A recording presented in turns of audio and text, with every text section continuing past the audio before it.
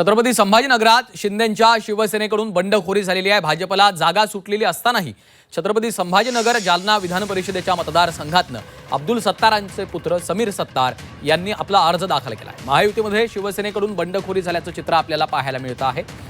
छत्रपती संभाजीनगरात शिंदेंच्या शिवसेनेकडून बंडखोरी झालेली आहे। भाजपला जागा सुटलेली असतानाही छत्रपती संभाजीनगर जालना विधान परिषदेच्या मतदारसंघातनं अब्दुल सत्तार यांचे पुत्र समीर यांनी आपला अर्ज दाखल केलेला आहे।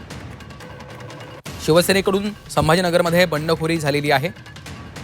अब्दुल सत्तारांचे पुत्र समीर यांनी आपला उमेदवारी अर्ज दाखल केलेला आहे। विशाल करोळे आमचे प्रतिनिधी आपल्या सोबत आहेत। विशाल, संभाजीनगरची ही जागा मूळतः शिवसेनेची होती। शिवसेने या जागेवर दावा सुद्धा केला होता, मात्र अखेर वाटाघाटी ती जागा भाजपला सुटली।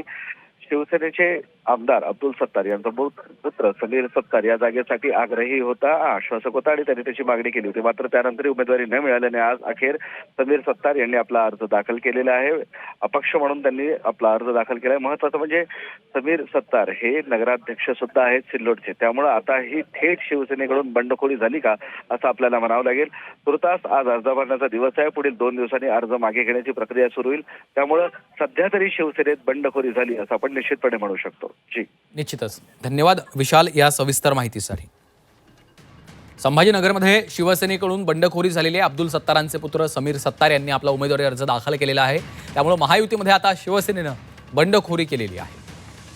अर्ज दाखल करण्याची 3 वाजेपर्यंतची आज मुदत आहे, मात्र आता उमेदवारी अर्ज माघारी घेतला जाणार का हे देखील पाहणं महत्त्वाचं आहे। बंडखोरी रोखण्याचं मोठं आव्हान आता शिवसेनेच्या समोर उभं राहिलेलं आहे। अब्दुल सत्तारांचे पुत्र समीर सत्तार यांनी आपला उमेदवारी अर्ज दाखल केलेला आहे।